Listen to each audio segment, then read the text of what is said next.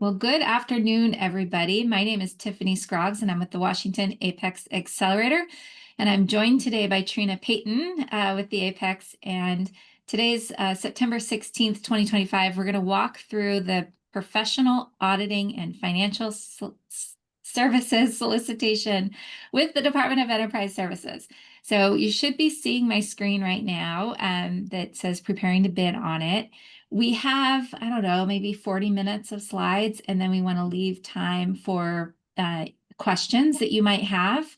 And the goal of today is to get everyone comfortable with how the state buys and this particular solicitation. So let's go ahead and dive in. I want to say welcome to the folks that just joined. If you don't mind introducing yourself in the chat and how familiar you are with this particular solicitation or doing business with the state, that'll help us kind of tailor today's remarks, and we'll go from there. In your email about 15 minutes ago, you received two documents, a preparing to bid bid, no bid decision matrix, and a dissecting a solicitation type document.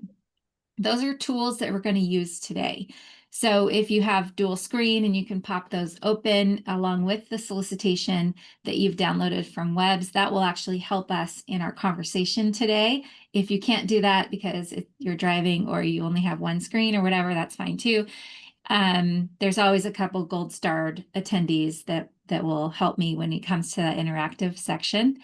And then you will get a copy of these slides. I have them PDF'd ready to roll. And if you attended today, I'll send you an email with a survey asking for feedback on how we did today, as well as the slide deck. So welcome, everybody. Let's go ahead and get started. So we're going to talk a little bit about why we're here today, and then dive into the who's who in public sector contracting. We will discuss this particular solicitation's history. We'll review the actual solicitation and the documents therein, and then we'll provide that pre-bid checklist that's sitting in your email, as well as that bid, no bid decision matrix. And we'll talk about resources, and then we'll leave time for Q&A. So Trina and I work for the APEX Accelerator. We are housed at a nonprofit organization called the Thurston Economic Development Council based in Lacey. And we help businesses navigate government contracts. This particular training is supported by the Washington State Department of Enterprise Services, who's a wonderful partner of the APEX Accelerator. I believe Kim Sauer and Cedric are here. If you want to hop on your camera and wave, or just say hi in the chat, we're delighted that you've been able to join us today. We want to see more Washington firms winning contracts. If you're not from Washington, that's okay. We have counterparts in every state of the union. In fact, I just got off the call with my counterparts down in Oregon. This is our map in Washington State of APEX Accelerator advisors that can work with you. Really, the only email here you need to know is our main website of washingtonapex.org and our info@washingtonapex.org, and that'll connect you to Tori, who is our superstar intake coordinator that can help you find an advisor that meets your needs. So what is APEX compared to a government agency? So state government, which is not Trina and I, but state government employs the official contracting officers or official procurement professionals that are authorized to spend taxpayer dollars. They cannot help you bid. They must be fair and impartial, and they can never give a competitive advantage to one business over another. So sometimes businesses coming into the marketplace for the first time find state employees unhelpful or unfriendly, and that is their job, is to be impartial and to not give away any information that will be perceived as helping you out over another firm. So that's kind of the state government side of the house. The APEX side of the house, we work for a nonprofit. A few of us work for Green River College, but we are authorized only to provide assistance through counseling and advising and education and training like this. So we partner with Department of Enterprise Services to help businesses understand how DES buys. And we can review your bid proposal. We can suggest improvements. We don't do the writing for you, but we can be helpful in making sure that you're responsive to what it is the government wants you to put into that proposal, and hopefully strategize with you on the best competitive approach that your firm might have. So continuing on with the who's who, we always recommend that businesses identify who the decision makers are when they're going into procurement, because it helps avoid delays and miscommunications. So the team assigned to this particular solicitation for professional auditing services is called Team Apple. All the teams are named after different trees. So you're lucky you got the apple tree, who handles all professional services within Department of Enterprise Services. Chelsea Clark is the procurement professional assigned to this, and you're in good hands with Chelsea. She has a really good reputation for having a deep knowledge of procurement law, for receiving complaints and questions with a lot of professionalism and responsiveness. She might be called the procurement coordinator, the procurement professional, or the contract specialist. All those terms are kind of used interchangeably. She and her teammates at Team Apple are authorized to spend taxpayer dollars. And so, like I said before, they can't help you bid. They must be fair, and they can't give you an advantage. Any question that you give them should be in writing, and it will be published for the world to see. So they'll publish, there's already 2 amendments on this solicitation on webs for Q&A, and it has the question that a vendor asked and then DES's official answer. And we always recommend you review those, because there might be some really helpful information to help clarify what's going on with this solicitation. Keep in mind that Chelsea and her counterparts at Team Apple are not your customer. They are just the procurement person that's doing the buying. But they're not going to be the ones later using the contract. They establish the contract so other agency buyers can use it. So the customers are going to be your state agency representatives. Those are mandatory users. If they need audit services and they can't get audited services from the Department of Auditing, or whatever they're called within the state government, and they need to go out to another entity for auditing services, they have to use the statewide contract. Local governments and institutions of higher education are optional users. They might find it beneficial to use the contract, but they do have other options. The PI team, which is where Kim and Cedric, do you want to come off mute and introduce yourself?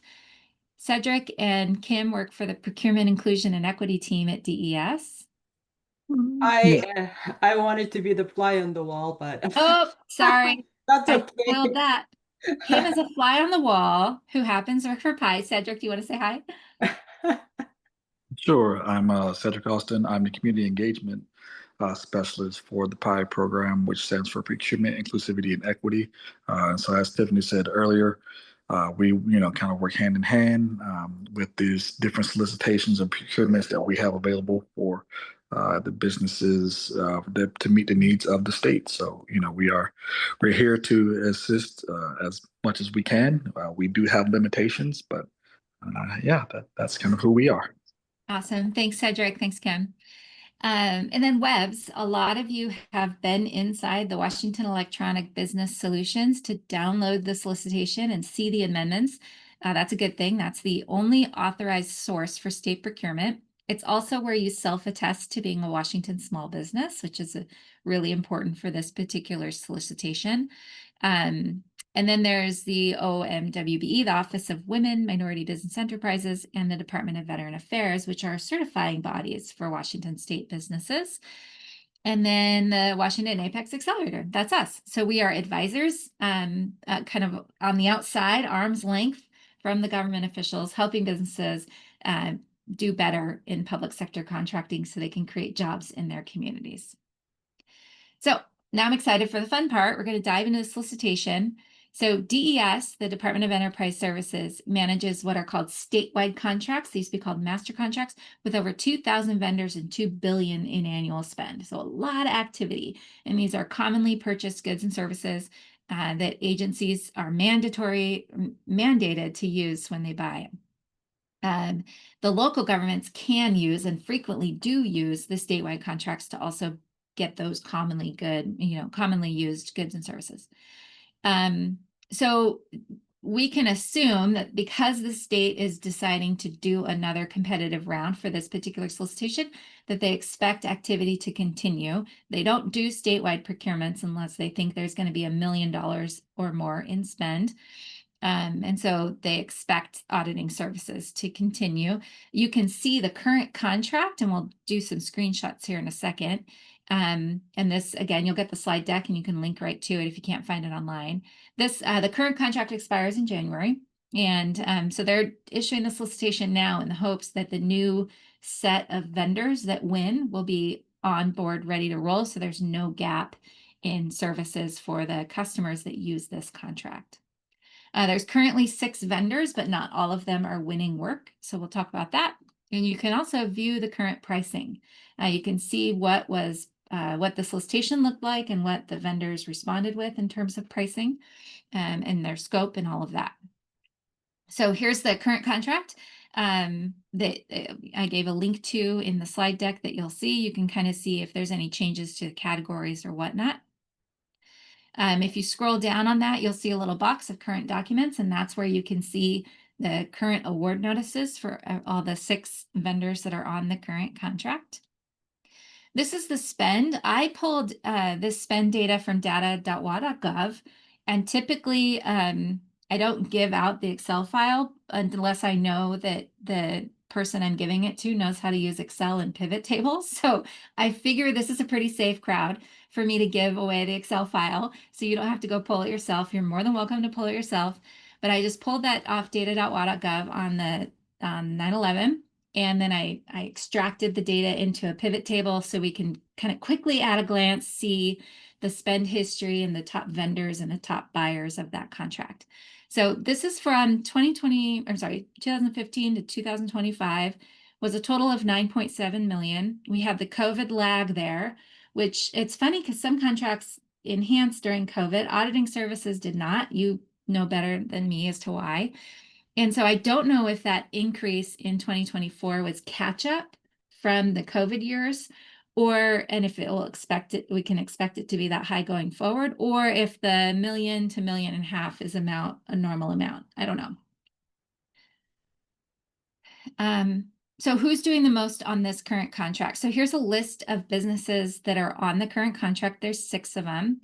And you can see kind of the spend data. So Myers and Stauffer have a clear history of selling. This is just the last 3 years. And Clark Newber's in there and Davis Farr. So you can kind of see, just to give you a sense of who's successful on the contract. Here's the top agencies using the current contract. So Healthcare Authority had a pretty big need for auditing and financial services, followed by the Department of Health, which makes sense following COVID, and then all the other agencies down the line. So when you look at the mix of is it state or is it local, it's 66% state, and then the rest local agencies or higher ed, which is a pretty good mix, actually. It shows me that a lot of agencies find value, a lot of diversity of agencies find value. And this is important because it'll inform your marketing strategy. We recommend any firm that is on the statewide contracts to create a marketing strategy to ensure that the potential customers know that they're on the statewide contract and that it's easy to buy from them. DES does a little bit of marketing for you to the local governments, but really it's on you to let potential customers know how great you are and how they can buy from you. So what happens after award? So if you're one of the awardees, you'll be listed on that website that I showed earlier. You'll then work with specific agencies on their specific work scopes. So that ordering process will happen later. And then you'll report quarterly your sales to Department of Enterprise Services. They collect a fee based on the award, the post-award activity on the contract. So even if you got 0 sales in that quarter, you still have to submit your quarterly reports to Department of Enterprise Services. And in bold, there's no guarantee you'll get any work. You saw that slide where the 6 incumbents were there and only 4 of them had some activity on their little bar. So here's the current opportunity. Keep in mind, WEBS is the only authoritative source. Do not rely on anyone forwarding you the solicitation or anything like that. You should download it directly from WEBS and label it on the date you downloaded it, because there might be a question that gets answered that requires Chelsea, the procurement professional, to amend the solicitation. And now you have a whole new solicitation that you have to download with the date. so that you know which one you're operating off of. You want to make sure your web's profile includes the correct commodity codes that match this solicitation. And I would recommend you select all the ones that apply, make sure they're on your profile, and whether or not you're getting emails. This is a really important piece. You might have the perfect profile, but it might be going to an old email address, or maybe your email system is flagging it for some reason as spam. You need to make sure that it's a friendly email to receive from the DES so that your email can come through. You can also see on webs the vendors that have downloaded this. What does that mean? It means these businesses downloaded it. And so we can assume that they were somewhat curious. It doesn't mean they're necessarily bidding, but it might mean they're bidding. It also might mean that they're a subcontractor and they just want to see what their prime is up to. Or it might be me, I downloaded it. And so you'll see my name here. So, and I'm not bidding it. I'm just an advisor. So, I circled the legend on that far right-hand side. That status symbol refers to the business's socioeconomic status. And I circled the two that are most important for this particular solicitation. There's reserved awards for self-certified Washington small businesses and veteran-owned businesses. So I circled that to be aware. So you want to check your profile anytime you're going after a new solicitation. You want to double check your profile is accurate and up to date. It's where you're self-certifying your size. It's where your emails will go. It's just important to make sure all that information is accurate and up to date. Here's a screenshot of my profile. You can see I've been registered for quite a long time in there, and I'm listed as a Washington small business, but not a veteran-owned business, so that's important. Then on the solicitation, if you scroll all the way down, that's where the really important stuff is. It's where the attachments are. And this is where you can see the solicitation, your cost factors. So that Exhibit B is important. Exhibit C, where you put in your pricing, and then your sample contract, Exhibit D. And they don't hide anything from you. They put it all in there so you can see what your contract will look like if you are awarded.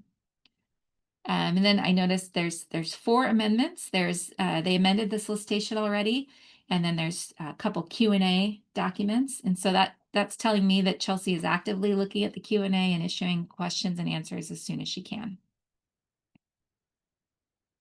Oh, this is an old slide. I actually don't think there was a request for information on this particular solicitation. So we're going to skip that and go to this slide. Okay, so read the first step. We're going to zoom out here. What am I doing? If you're brand new to statewide contracts and it's your first RFP process, welcome to the process. It feels daunting, but really it's just kind of a linear process that you walk through. And the first step is to read the solicitation documents. It helps to have a checklist alongside, and we'll talk about that. You want to hone in on the solicitation and the Exhibit B for right now. Ultimately, all the documents are going to be really critical. Once you do that, though, you want to decide if you want to bid or not. That is a decision that your company needs to make. And once you decide that, if it's a bid decision, like, yes, let's go for it, then you need to organize your approach, assemble the bid, and submit on time. So this is a checklist that we recommend you take from us. It's a Word doc in your email right now, and use it to your own, tailor it, customize it for your own needs. It's the solicitation doesn't read like a romance novel. It's, legal document. And so having a checklist that will help pull out the critical areas will be really helpful to you as you kind of go in. It helps me too, because I might read something and be like, wait, where did I read that? And then I'll have to go through all the things and do a Control F and look for all the information to try and figure out where did I see that? Whereas if I just put it on my checklist as something to take note of and the page number, I can go back and find it. So do I have any Gold Star attendees today that want to tell me? We're going to fill this first part out together, but anyone want to tell me the solicitation number? That's what I always put on top of my checklist. Anyone want to unmute and toss it out or just put it into chat? What is the solicitation number?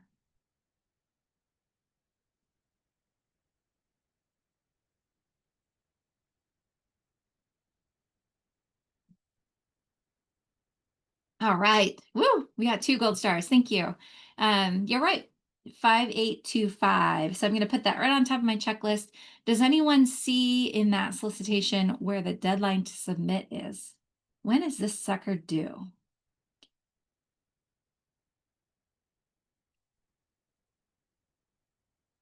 Might be kind of buried. Oh, you guys are fast. 10/6. That's right. October 6th at 11:59 p.m. And so if you're sending it in at midnight, you're late and you will not be evaluated. You'll be tossed.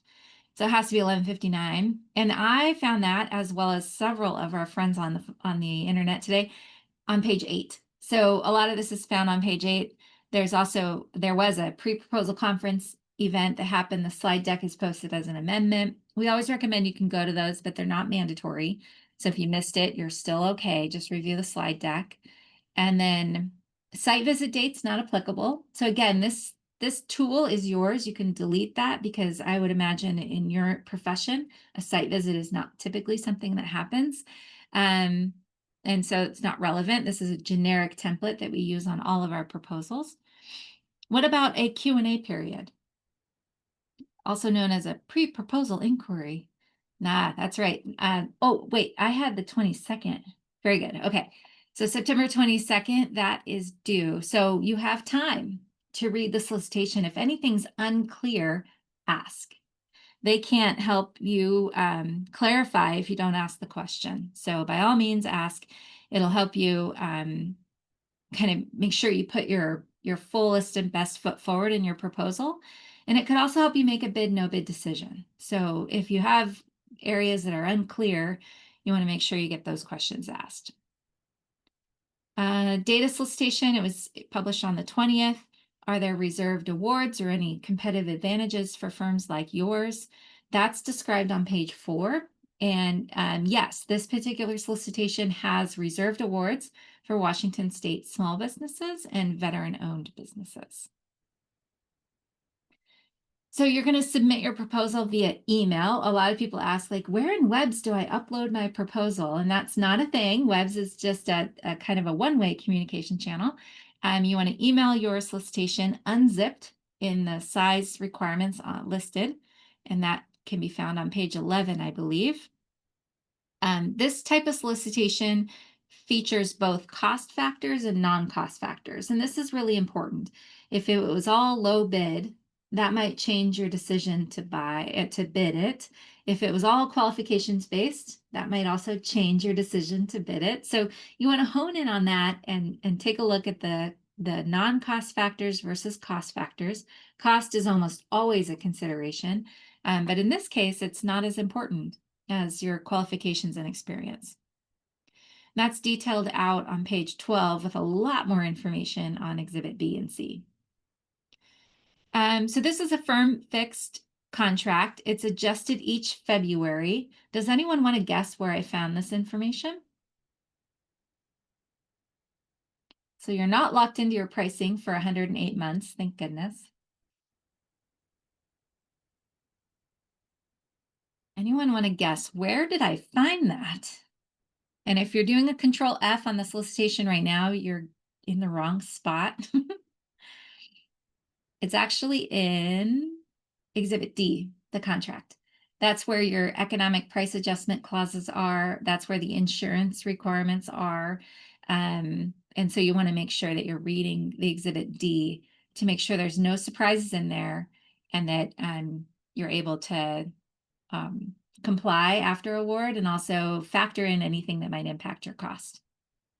Okay, we're not going to go through the whole checklist. I think you get the idea that it's sit down with the checklist, sit down with the solicitation, and start filling that out and identifying the important components of this opportunity. Then you can decide if you want to bid or no bid.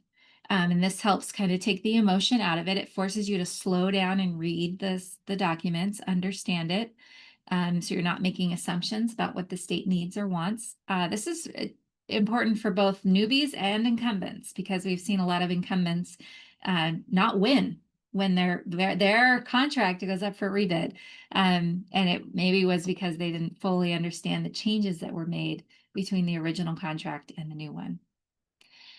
Small businesses don't have the luxury of wasting time. They can't win. We want small businesses bidding stuff that they have a chance at winning. And so we want to make sure that this is in line with your company's goals and expertise, so that you're not just throwing darts at everything. So this bid or no bid decision matrix that's in your email from about 15 minutes prior to this presentation is a nice tool to think about why you want this work and how you're going to bid competitively. So we want you to strategize on that from the very beginning. This is what the matrix looks like, and you can tailor it again to your needs. We give you the raw form so that you can create your own questions and create your own guidance on what a 5 would be versus a 1 versus a 3. And so the first question, we won't go through all of them, but I want to first ask the question is, can we bid? Is this something that we want to bid? But first, can we bid it? Can we meet the requirements? Can we meet the scheduling? Can we meet the warranty or the quality assurance? Do we understand the risks associated with this program? So one of the risks I would speculate is that rather than 4 active participants on the contract winning that work each year, there's going to be a lot more. And so the risk is that you get on there and you only get a small slice of the pie. Or you get on there and you're out competed, I guess, post-award in that environment. So that might be something you consider. The last question I'll mention on this is whether or not you can bid is, do you have the resources to put together a winning bid? We're a little bit late to the game with this. If this is the first time you're pulling up the solicitation, you have a lot of work to do before you turn in your proposal. So you want to make sure that you have enough time set aside to really dive in and go for it. You have time, but you got to set it aside. The second important question is, do we want to bid? So is this core to your business? Is there additional work outside of the program maybe? Can you be profitable? So looking at the current incumbents and what they're charging, is that in line with your standard for your business? Anyway, you take these, you score yourself. If you have a larger firm, you might have your president CEO score, you might have your business developer score, you might have a CPA in your office score it, and see how they score themselves, and then decide if it's going to be a bid or no bid decision. Trina uses this tool a lot with her clients. I'm wondering, Trina, if you have any other comments or anything I missed on the bid, no bid.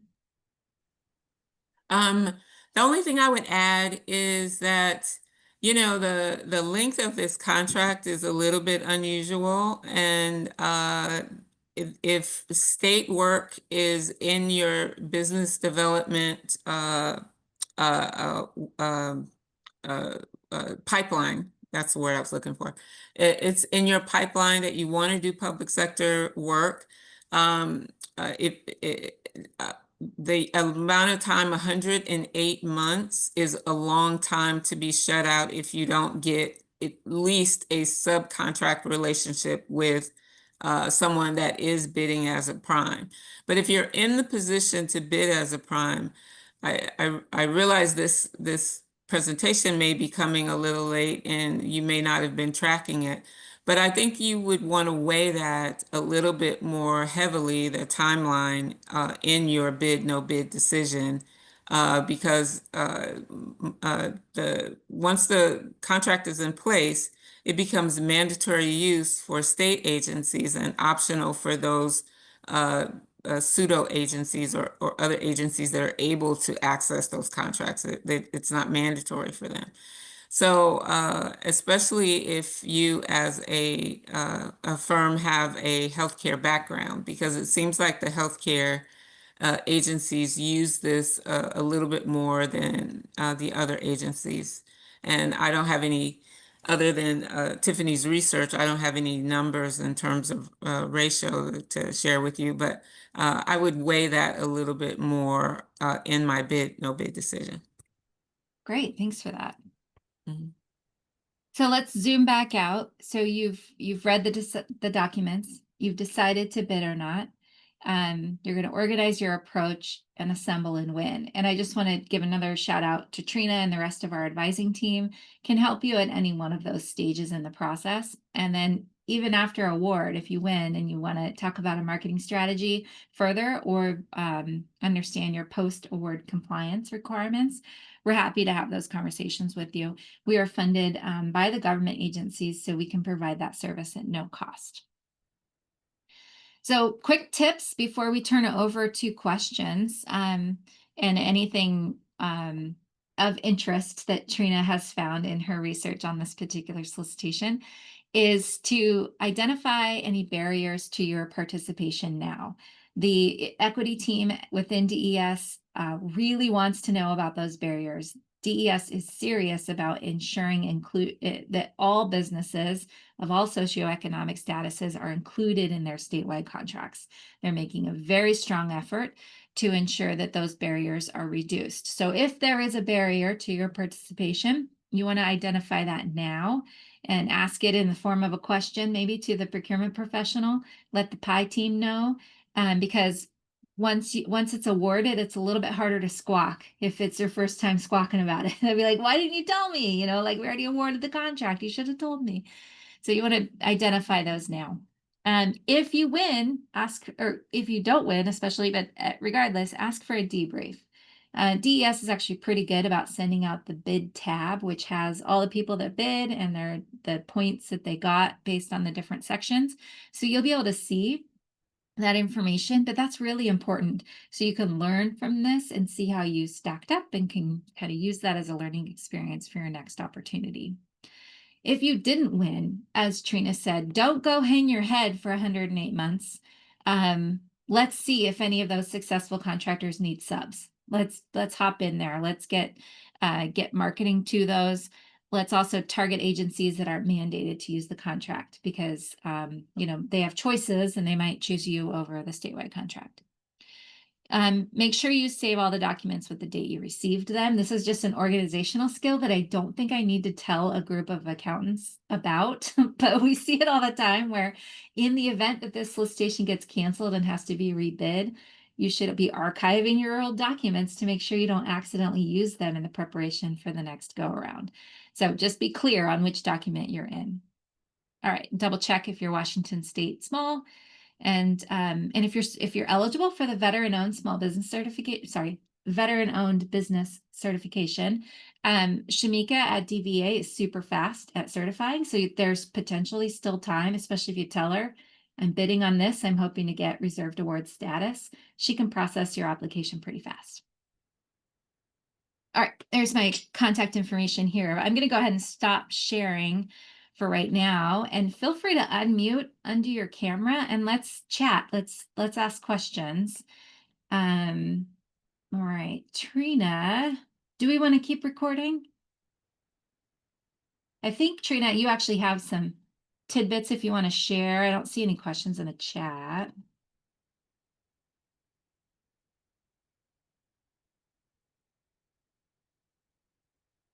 You're muted. Sorry, Trina. Do over. I'm sorry. There's a couple of things I just wanted to call out just to make sure that there's some extra special attention paid by those that are considering.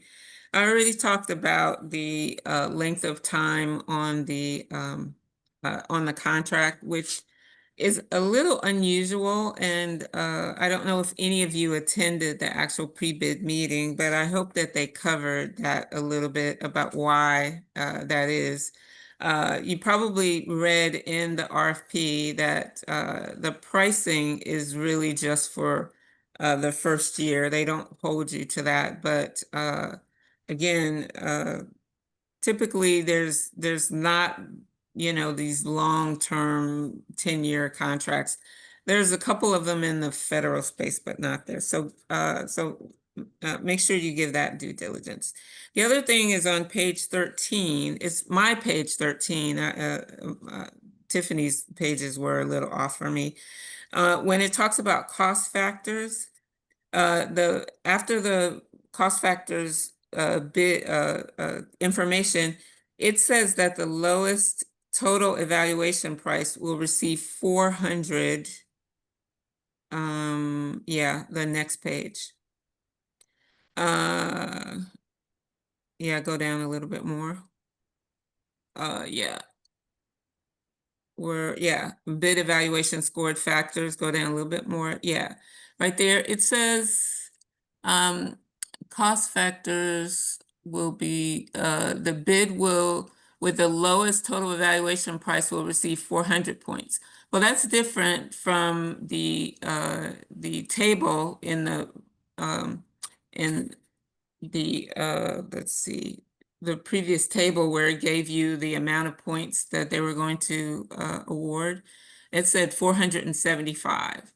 So I bring that up because when you see inconsistencies like that, if you don't bring them up before you submit your bid, and the date matters, you won't get a chance to challenge that later.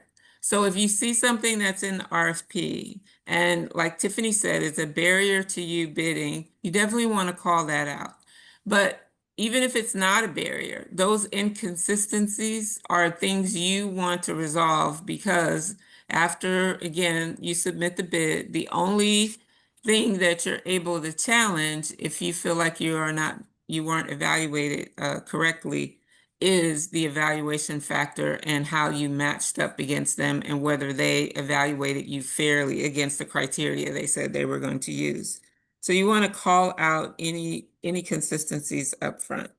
The other thing that I want to bring up is on the last page, page 16, where it talks about table of summary and all exhibits. Normally, you don't have to submit the contract that is for you to read, but this says that you have to submit the contract in addition to the Exhibit B, which is the scored non-cost factors. So normally that's not the case, which either they covered it in the pre-bid meeting or not, but you want to make sure that what the summary of table of what you need to submit, you are doing the exact right thing. So make sure that since there is still additional time for you to ask questions, that you ask that question if you want to bid, do they want the contract or not, and have them clarify that in the Q&A process, so you're not caught out in anything. My last comment is in the Exhibit B. Now, I don't know about you guys, but I need more than 300 words to describe what I do if I am writing to convince or I am writing to score points.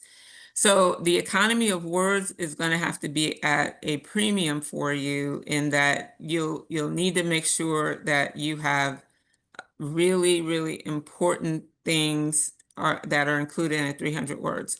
And the challenge within that one standard of only 300 words for some give you 500 words in terms of the space that you have to respond, is that this is a blind one, meaning you have to write and not put the name of your company in there and not use any kind of identifying criteria that says, oh, this is Darcy's company, or this is Deidre's company.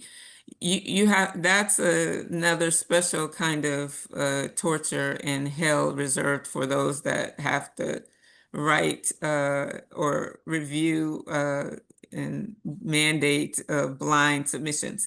Now, does it work perfectly for smaller companies that don't have a lot of reputation to build? Yeah, but at the same time, it can still be quite the challenge. So that requirement for the, no identifiable information is in paragraph 3C. So definitely work on the writing and make sure that you're not skirting up against any of those rules. And so for each of the categories that you decide that you want to bid on, those are the ones that you'll need to write for. They don't give a lot of examples about what the difference is between the levels of rating, meaning what is an excellent response? What would they consider, given an example, something that meets that standard? So you have between meets sufficient added value and excellent, you have to come up with your own determination about what they would be looking for that would indicate excellence. If you have any objective things that you can point toward, meaning awards or industry certifications. Those are great ways to make distinguish between excellent and sufficient added value. So other than that, those are the only ones that I feel like I really wanted to call out to people who are seriously considering responding. Great, thank you. Appreciate your analysis of that, Trina. Does anyone have any questions for Trina while we have her on the line? Or me? Looking in the chat, looks good.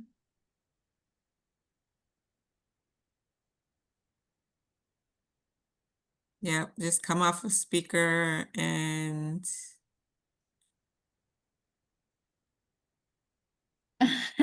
no, That can't be no. true. She says it's scarier than the CPA exam, and that cannot be true. It's the first time, so it's definitely freaking me out. I'm sitting here like, oh my gosh. So, Yeah, it's okay. I think schedule a time to meet with us and we'll help kind of dissect it with you alongside you. Trina, do you want to talk about your services there? Yeah, and that's the reason why you have a counselor assigned to you, because I know firsthand, being in business and working on tons of proposals, and I was the only one that's ever done the proposals for my company. I was in business for 18 years, working in state, federal, and local government agencies. I know exactly what you're feeling right now, and the only way through it is just to go through it, right? But it is not the hugely intimidating thing that you think it is. It is the analogy of eating the element. You just take it one bite at a time, and if you have to schedule 5 meetings with your counselor to just go through one section at a time, it is absolutely 100% doable. And when I tell you that the DES, since I have been working with them in my capacity as an advisor, is doing everything it can to challenge the barriers that small business encounter when they are going for these statewide contracts. Again, it's going to be worth it. If you have the time, you feel like you have a compelling statement that you want to make to the state, it is absolutely worth it. I've never regretted going after any of the contracts, whether I won or I lost. And that brings me up to another thing that I forgot to mention. One of the criteria in the exhibit B or D or something like that, what exhibit was that? Oh, exhibit B. One of them talks about there being a 3-year they want companies that have been in business for 3 years. For those of you that have not been in business for 3 years, but have been working as auditors for way longer than that and feel like you have the qualifications to do the work, but your business hasn't been in business for 3 years, I would submit to you to ask them to reconsider that 3-year requirement and not have it be about your business being in 3 years, but maybe the principals of the company or the primary key people that will be working on the contract have 3 years of experience. There's a world of difference in requiring a certain type of company have those 3 years of experience. It lowers the risk that they see that they're taking by awarding you a contract. But if you're a professional providing professional services, right? It's a little bit different if your experience doesn't walk out the door and just because you start your own business. Push back on that and ask them if they would be willing to consider the experience of the principal as an equivalency to the experience that they're asking for in the company. So when you look at that, don't look at that as sometimes it can be a barrier in some contracts. I don't think that it's meant for this, but sometimes people can write things in a way and not see it as a barrier, and you point that out and they might reconsider the way it's worded. Thank you for that, Trina. There's a question in the chat about reserved award. Oh, sorry. Can the subcontractors be any small business or only certified ones? And I think I'm successfully sharing my screen here. Mhm. The subcontractors for the main awards appear to be anybody. However, if the reserved award contracts, so for the Washington Small or veteran, thou shall use subcontractors that are also that designation. Am I reading that? Yeah, correctly? that's what maybe Cedric or Kim might want to weigh in, but I think that as long as your subcontractors are registered in WEBs, which is a very straightforward, and they make those declarations based off of them certifying their revenue and that they have principal offices in the state, and I think that that covers that. But it's an excellent question also for the procurement specialist. Yeah, but because they don't want a small business getting a reserved award and then subbing out to a large firm. However, that is somewhat limiting. And so if that's a barrier to your long-term success on the contract, you might want to see if there's any leeway on that. Oh, Cedric, you have your hand up. Sorry, go ahead. Yes, sorry, I was getting messages. So short answer. So yes, for the reserved awards, they are for Washington small businesses and veteran-owned businesses. So yeah, so that's who the reserved awards are specifically designed to benefit. So as far as getting subbing out a reserved award to a larger, I don't believe that there's any leeway. And then the other thing I want to talk about was Trina talked about the experience, the 3-year thing. If I'm not mistaken, I believe the 3 years in business has been changed to 3 years of experience. That happened. That's in the new exhibit? Well, I'm not looking at it, but I believe that it's changed out because that was identified as one of the barriers for small businesses. Is if I've been doing this for 15 years and I start my own company, my business doesn't have that, but I have it, and so yeah, so that is something that you can definitely check out. And like I said, I'll verify and get back with you, Tiffany and Trina, but I'm almost positive that we were just told that. Okay. And so, and then this is something else I want to just talk to the people, and I know you guys have kind of talked about it. Any businesses that you're really considering bidding on this, please look at the question and answer documents that are contained within WEBs. The Q&A period has closed, and so there are 2 pages of questions and answers that have been posted in there. So any questions that may come up now or maybe may come up a little later, can be found there. Since it is past the period, no specific questions can be answered.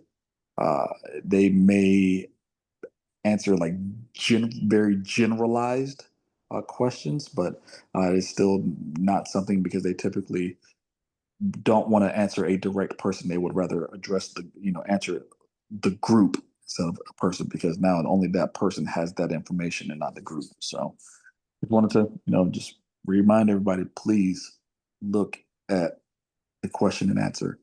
And please look at the CPA certification requirements. I know something that we had talked about in the RFI when we did the draft RFI one earlier, and there was questions about these CPA certification requirements for the categories where they would necessarily be performing auditing services, and I believe that has been updated as well. So not all of the categories require that. So please take a look at that.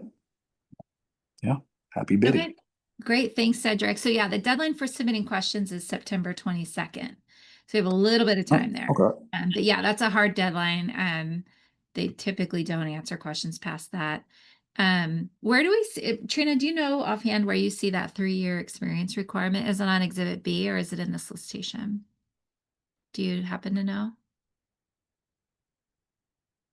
You're muted. I think we can fact check that, Cedric, right now, rather than following up with people. Make sure they leave. It's Exhibit B. Let's see, it's on the 3rd page in the 2nd paragraph. The Yeah. second, yeah. Is this it? There's no reason. For 3 years. The bidder has done business for 3 years. So maybe there's clarity for that in the Q&A that bidder means, I don't know. They typically, when they say bidder, they're talking about the company. So if any clarification that you can get or any question that you can ask around that to make sure that you have a good sense that they are talking about, whether they're talking about the business or the professionals that actually perform the work, is going to benefit you and help you make a decision going forward if you are a new company. Yeah. Okay, cool.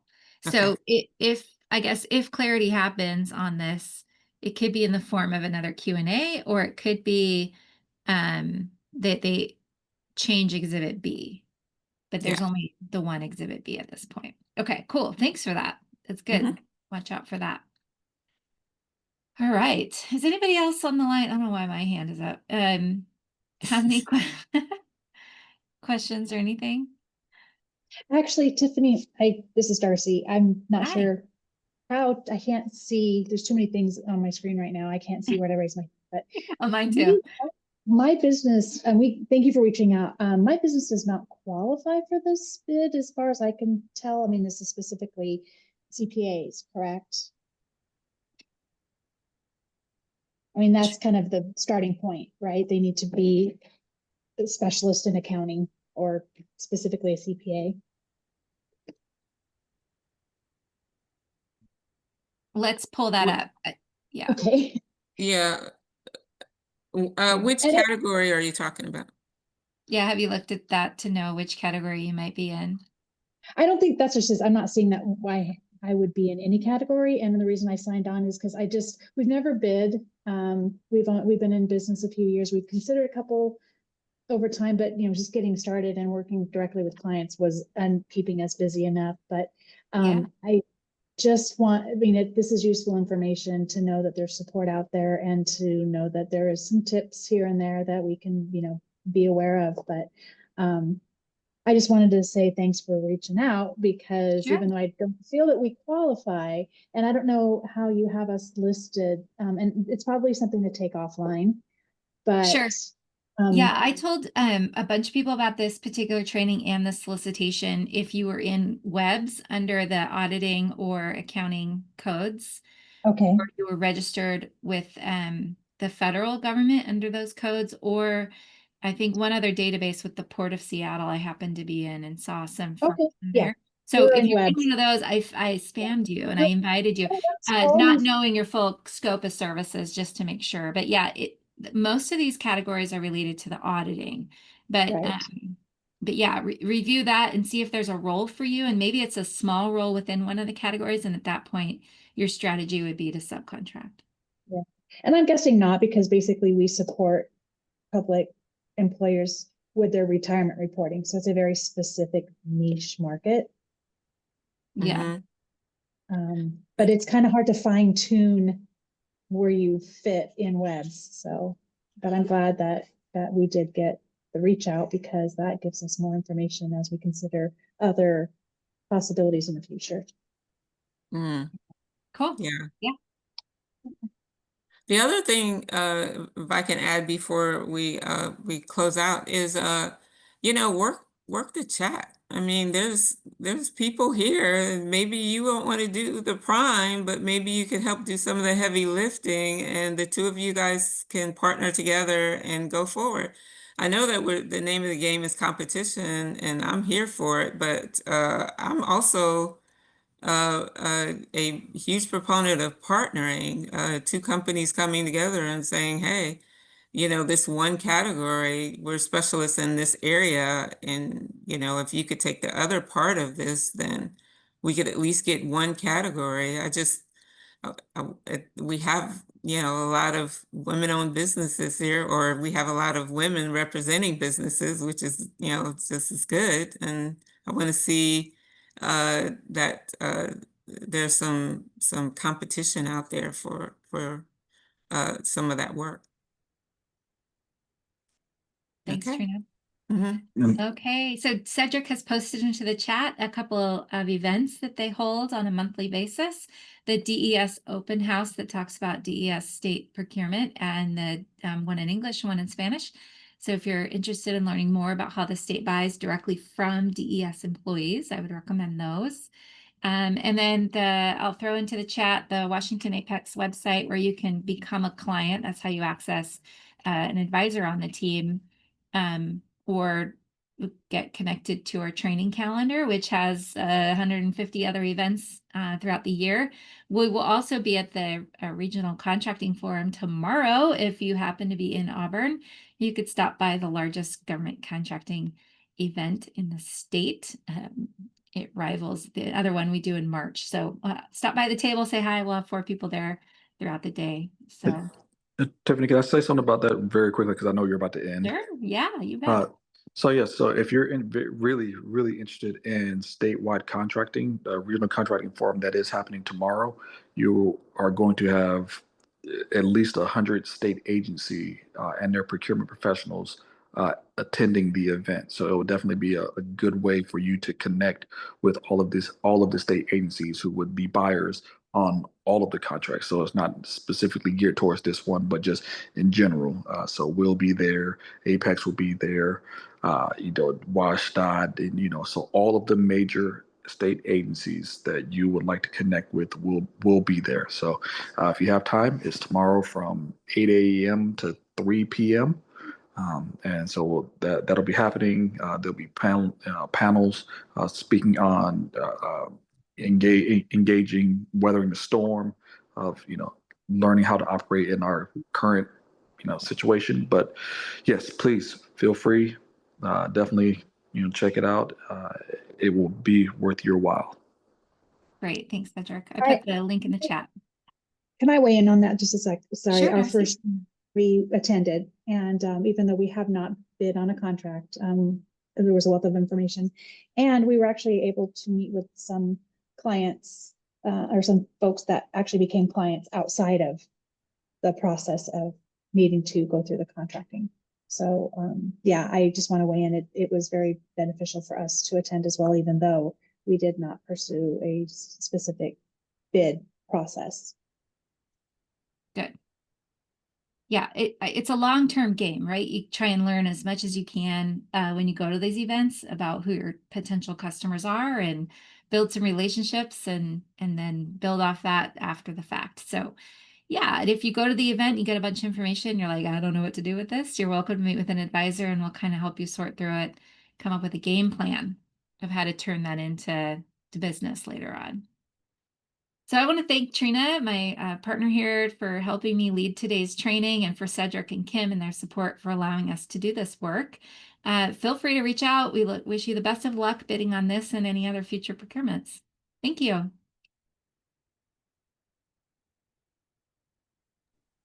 Hey, Trina, can Thank those